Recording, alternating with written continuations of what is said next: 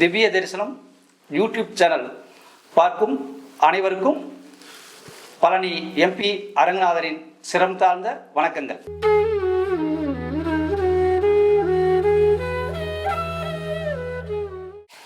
தை மாதத்தின் ராசி பலன் என்ன? ஃபர்ஸ்ட் மேச ராசி. மேச ராசி ஆண் பெண் யாராக இருந்தாலும் இப்போ நம்ம சொல்ற பலன் போகிறோம் பெரும்பாலும் இந்த தை மாதத்துக்கு பொருந்தி வரும். இது இந்த தை மாதம் அல்ல, எல்லா தை மாதத்துக்கும் பொருந்தி வரும். ஆனால் நம்ம இந்த தை மாதம் சொல்கிறதுன்னா கிரக நிலையை வச்சு நம்ம சொல்கிறோம். எல்லாம் தை மாத ராசி பொதுவாக சொல்லுவாங்க. இப்போ நம்ம இந்த தை மாதம் குரோதி வருட தை மாதத்துக்கு கிரக ரீதியிலான உண்மையான பலன் சொல்கிறோம். தை மாதத்தில் பிறந்த ஆண் பெண் யாராக இருந்தாலும் மேச ராசியில் பிறந்தவர்களுக்கு சூரியன் 10ஆம் இடத்துல இருக்கார். இப்ப அடுத்து குரு 2ஆம் இடத்துல இருக்கார். சனி 11ஆம் இடத்துல இருக்கிறார். 12ல ராகு இருக்கார். 6ல கேது இருக்கார். தை மாதத்தில் பிறந்த மேசராசிக்காரர்கள் அனைவருக்கும் இப்ப நம்ம சொல்ற பலன் பொருந்தி வரும். அப்ப மேசராசியில் பிறந்தவர்கள் இந்த தை மாதத்தில் முதல்ல தன தானிய பிராப்தின்னு சொல்லுவோம். 2ஆம் இடத்துல குரு இருக்கார். அப்ப இந்த மேசராசிக்காரங்களுக்கு 2ல குரு இருக்கிறது, அதாவது வாயால குறைச்சிருவாங்க. குறிப்பாக இந்த ரியல் எஸ்டேட்காரங்க, ஜோதிடர்கள், பொது மக்கள் தொடர்புள்ளவர்கள், இவங்களுக்கு எல்லாம் இந்த தை மாதம் சிறப்பாக இருக்கும் மேசராசியில் பிறந்தவர்களுக்கு. அடுத்து மேசராசி கேது 6ஆம் இடத்துல இருக்கிறார்.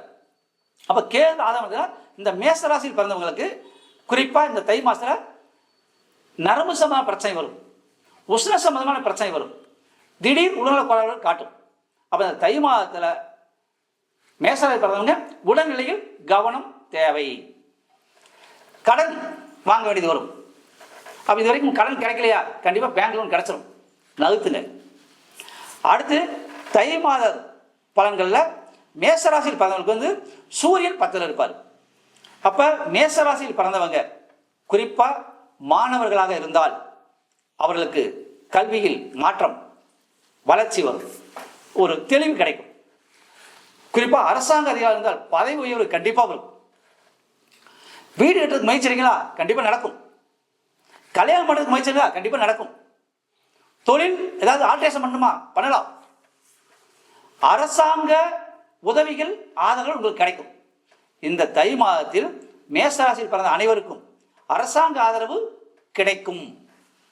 அடுத்து தை மாதத்தில் பிறந்தவங்களாக இருந்து மேசராசியாக இருந்தால் இந்த பலன் இன்னும் கூடி வரும் உறுதியாக.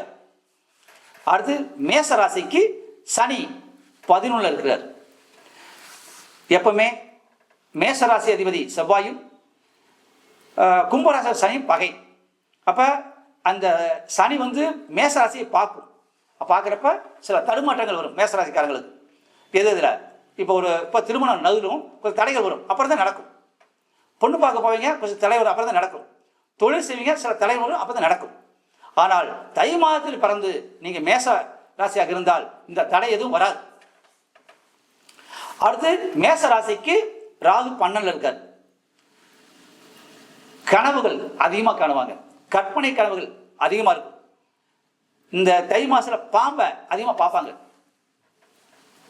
தை மாசத்துல பிறந்து மேசராசியாக இருந்தால் பாம்பை அடிக்கடிக்கு பார்ப்பாங்க. அடுத்து மேசராசிக்காரங்க ராகு 12ல் இருக்கிறனால வெளிநாட்டு பயணம் கிடைக்கும். வெளி மாநிலம், வெளிநாடு பயணத்தை நீங்க இந்த மாசத்துல துவங்கினா கண்டிப்பா நீங்க சக்சஸ் ஆகலாம். அப்ப நீங்க முயற்சி எடுங்க. வெளிநாட்டு மேசராசிக்காரங்க வெளிநாட்டு பயணம் மேற்கொள்வாங்க, இப்ப எடுங்க, உடனடியே முடிஞ்சிடும். அடுத்து மேசராசிக்காரங்களுக்கு கால தத்துவ ராசிப்படி முதல் ராசி எப்படி இருந்தாலும் அவங்க முன்னாடி வர்றது பார்ப்பாங்க. ஆனால் இந்த மேசராசிக்காரங்க தலக்கணம் இருக்கக்கூடாது, ஆணவம் இருக்கக்கூடாது. இந்த தலக்கணம் தீக்குச்சிக்கு எப்படி அந்த மண்டையில அந்த மருந்து வச்சு உரசனை பார்த்தீங்கன்னா அந்த மாதிரி தான். நீங்க தலக்கணமா இருந்தால் எதுவுமே செய்ய முடியாது.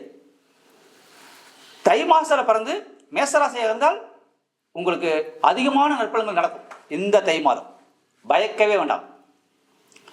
அடுத்து இந்த மேசராசியில் பிறந்தவர்களுக்கு காதல் கைகூடாதவர்களுக்கு இந்த தை மாதம் கொஞ்சம் கை கூடும், முடிஞ்ச லெட்டர் கொடுங்க, பார்த்து கொடுங்க, உத வாங்கிடாதீங்க. எங்கே கொடுக்கணும், எப்படி கொடுக்கணுன்றது நைஸாக கொடுக்கணும். அப்படியே நைஸாக பேசணும். பெரும்பாலும் மேசராசிக்காரன் வந்து கோபமாக பேசுவான், அப்படியே பேசாதீங்க.